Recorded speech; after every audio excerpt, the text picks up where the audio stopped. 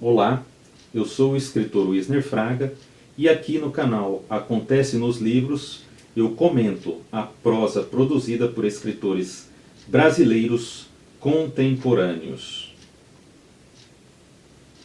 É muito importante salientar que a literatura brasileira não deixa nada a desejar se comparada a qualquer outra literatura do mundo.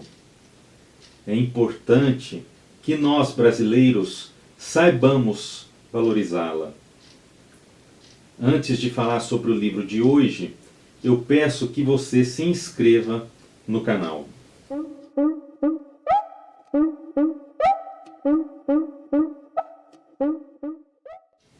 Vestígios, mortes nem um pouco naturais.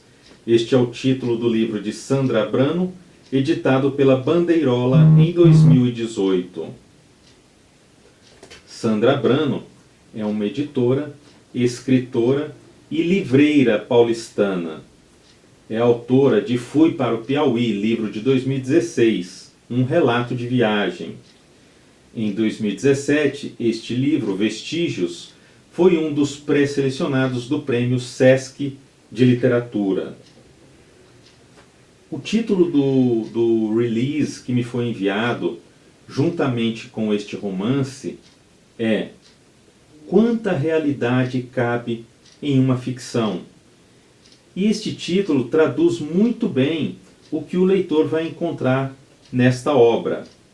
Desta forma, eu vou evitar classificar o livro como romance histórico e considerar tudo como ficção, embora contenha, em vários momentos, passagens da história recente de nosso país, não apenas como pano de fundo, mas como cenário principal.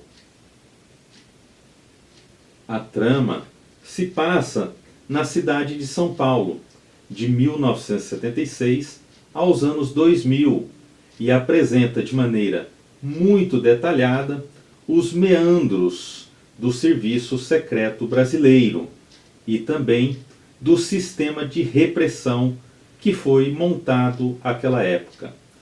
Descreve o complexo esquema de repressão que foi instalado naqueles anos. Naquele tempo, várias células de resistência eram criadas no país e a abertura democrática começava a ser pautada na sociedade da época. É retratada com precisão a queda da Casa da Lapa, local em que dirigentes do PCdoB foram emboscados ao fim de uma reunião. Outros momentos históricos também são fielmente retratados nesta obra de Sandra Abrano. O personagem principal deste romance é Mário, um ex-agente infiltrado nos movimentos estudantis naqueles anos 1970 e que no início dos anos 2000 está na Vila Maria, em São Paulo, administrando uma empresa de segurança. Mário percebe que não pode se livrar do passado, nem das pessoas que foram cúmplices de suas ações. Claro, ele também foi testemunha de ações de vários colegas. Essas pessoas ainda ditam o destino de sua vida, ainda influenciam muito, em muito do que acontece na sociedade brasileira dos dias atuais. Há também vários outros personagens fortes, muito bem construídos. O padre Alípio, que se culpa pelo sumiço do irmão Francisco naqueles anos duros. Regina, que engravidou de Mário após um único encontro. José Carlos, o fruto desse relacionamento tão rápido. Aristeu, o namorado de Regina, traído naqueles anos 1970. Coutinho, que é tido pelos colegas que sobreviveram como aquele que entregou Os Companheiros da Casa da Lapa. Há outros personagens um pouco mais secundários, outras tramas também secundárias, como não poderia deixar de ser em um romance de mais de 200 páginas. Mário tenta se aproximar do filho já nos anos 2000. Sandra retrata muito bem essas passagens, mostrando também que os trechos totalmente ficcionais são muito bem trabalhados. Eu me envolvi com Regina, com José Carlos, embora como leitor não tenha gostado muito dessa aproximação entre os três. Eu torci pelo padre Alípio, me indignei com o Coronel Camargo, com Rui, com várias situações retratadas nesta obra. Não é isso que se espera de um bom livro? Sandra usa de diversos narradores, de diversas técnicas narrativas, diários, anotações, recortes de jornais, relatórios, diálogos, para construir um cenário muito vivo do que foi a ditadura em nosso país.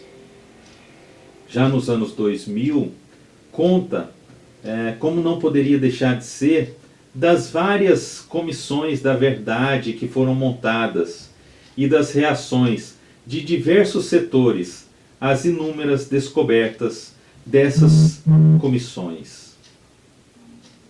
Mortes, tráfico de armas, desaparecimentos, táticas utilizadas por agentes, roubos, mentiras, tudo isso você vai encontrar neste romance.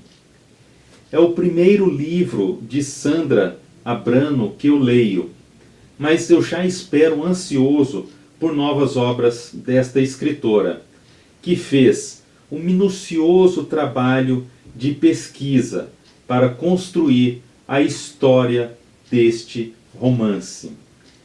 Eu recomendo a leitura não só para que não nos esqueçamos de nossa própria história, mas também porque é uma trama muito bem escrita, ágil, crua, que conta de forma muito eficiente uma história, que constrói de forma competente diversos personagens, situações e cenários. Eu vou ler agora o início deste romance, para que você tenha uma ideia do estilo de Sandra Abrano. Inscreva-se no canal Acontece nos Livros. E se você curtiu este vídeo, divulgue-o em suas redes sociais. Ajude nosso canal a crescer. Valorize a literatura brasileira. Valorize as editoras e as publicações independentes.